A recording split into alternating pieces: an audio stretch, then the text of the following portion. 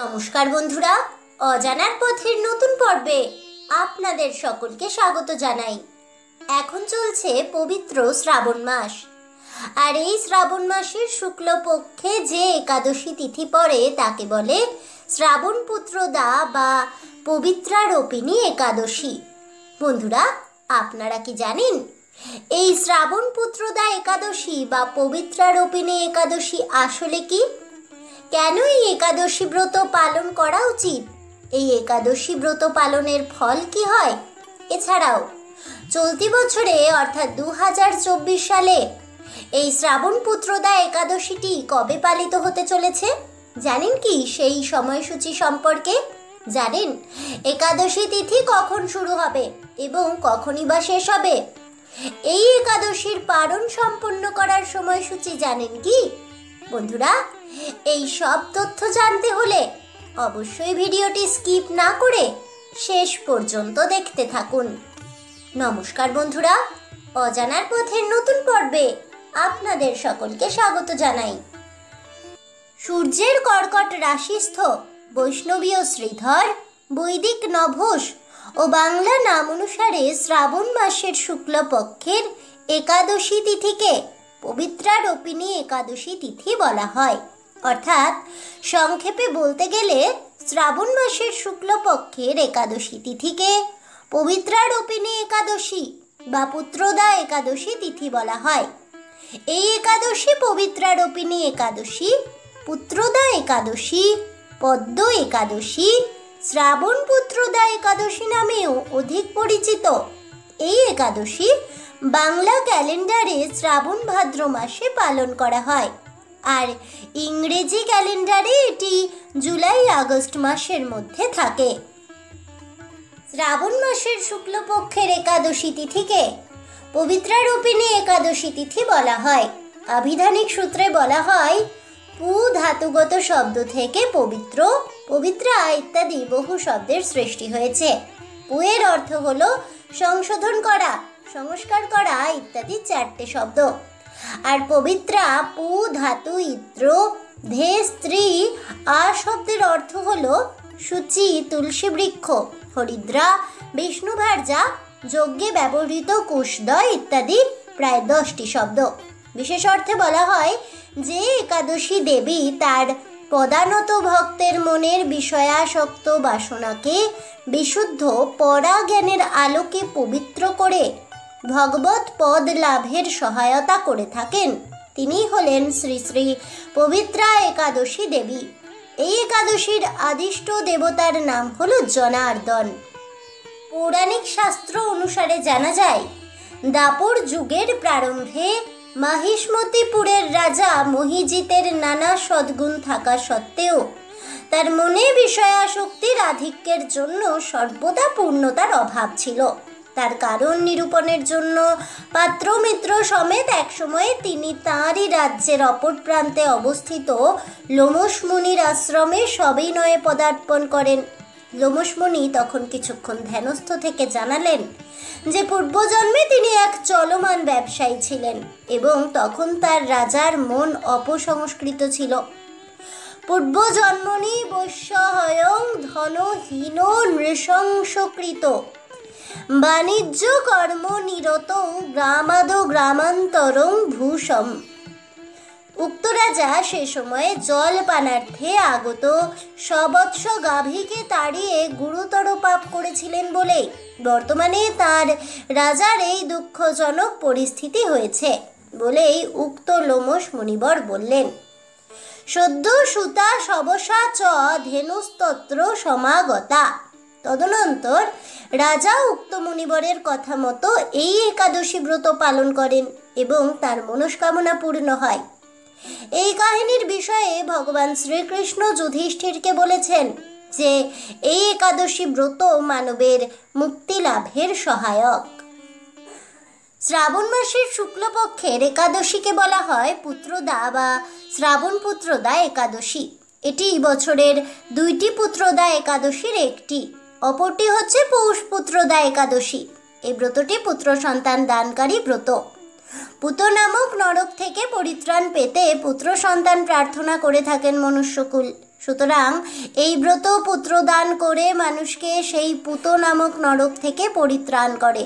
এছাড়াও এই ব্রত মাহাত্ম্য যিনি পাঠ করেন এবং শ্রদ্ধা সহকারে শ্রবণ করেন তিনি সকল প্রকার পাপ থেকে তাৎক্ষণিকভাবে মুক্তি লাভ করেন। বলা হয় এই ব্রত নিষ্ঠার সাথে পালনকারীরা পুত্র সুখ ভোগ করে এবং আনন্দময় পার্থিব জীবন উপভোগ করে দিব্যধাম প্রাপ্ত হন। বন্ধুরা, এবার চলুন জেনে নেওয়া যাক চলতি বছরে অর্থাৎ 2024 সালের শ্রাবণ পুত্রদা একাদশী ব্রতের সঠিক সময়সূচি সম্পর্কে। এই সময়সূচি আমরা জেনে নেব ভারতীয় সময় অনুযায়ী। 2024 সালে শ্রাবণ পুত্রদা একাদশী ব্রত আরম্ভ হবে আগামী 30শে শ্রাবণ 1431 15ই আগস্ট 2024 বৃহস্পতিবারে। সময় সকাল 6টা বেজে 13 মিনিট থেকে। শ্রাবণ পুত্রদা একাদশী ব্রতটি শেষ হবে আগামী 31শে শ্রাবণ 1431 16ই আগস্ট 2024 শুক্রবারে। সময় সকাল 6টা বেজে 5 মিনিট পর্যন্ত। শ্রাবণ পুত্রদা একাদশীর উপবাস পালন করা যাবে আগামী 31শে শ্রাবণ 1431 16ই আগস্ট 2024 শুক্রবারে। শ্রাবণ পুত্রদা একাদশীর পারণ সম্পন্ন করার সময় হল আগামী 32শে শ্রাবণ 1431 17ই আগস্ট 2024 শনিবারে। সময় ভোর 5টা বেজে 19 মিনিটের মধ্যে। বাংলাদেশের সময় অনুযায়ী শ্রাবণ পুত্রদা বা পবিত্রারোপিণী একাদশী ব্রতের সময়সূচিটি চলুন জেনে নেওয়া যাক। 2024 সালে শ্রাবণ পুত্রদা একাদশী ব্রত আরম্ভ হবে আগামী 31শে শ্রাবণ 1431 15ই আগস্ট 2024 বৃহস্পতিবারে। সময় সকাল 6টা বেজে 43 মিনিট থেকে। শ্রাবণ পুত্রদা একাদশী ব্রত শেষ হবে আগামী 1 ভাদ্র 1431 16ই আগস্ট 2024 শুক্রবারে। সময় সকাল 6টা বেজে 34 মিনিট পর্যন্ত। শ্রাবণ পুত্রদা একাদশী ব্রতের উপবাস পালিত হবে আগামী 1 ভাদ্র 1431 16ই আগস্ট 2024 শুক্রবারে। শ্রাবণ পুত্রদা একাদশীর পারণ সম্পন্ন করার সময় হল আগামী 2রা ভাদ্র 1431 17ই আগস্ট 2024 শনিবারে। সময় ভোর 5টা বেজে 48 মিনিটের মধ্যে। বন্ধুরা, এবার চলুন জেনে নেওয়া যাক এই একাদশীর সঙ্গে বিজড়িত পৌরাণিক আখ্যান প্রসঙ্গে। একদিন মহারাজ যুধিষ্ঠির ভগবান শ্রীকৃষ্ণকে জিজ্ঞাসা করলেন, হে প্রভু, শ্রাবণ মাসের শুক্লপক্ষের একাদশীর নাম কি তা কৃপা করে আমাকে বলুন। শ্রীকৃষ্ণ বললেন, হে মহারাজ, এখন আমি সেই পবিত্র ব্রত মাহাত্ম্য বর্ণনা করছি, মনোযোগ দিয়ে তা শ্রবণ করুন। যা শোনা মাত্রই বাজপেয় যজ্ঞের ফল লাভ হয়। প্রাচীনকালে দাপর যুগের শুরুতে মহিজিৎ নামে এক বিখ্যাত রাজা ছিলেন। তিনি মাহিষ্মতি নগরে রাজত্ব করতেন। কিন্তু দুঃখের বিষয় এই যে তার মনে বিন্দুমাত্র সুখ শান্তি ছিল না, কেননা তিনি ছিলেন অপুত্রক। পুত্রহীনের ইহলোক পরলোক কোথাও সুখ হয় না।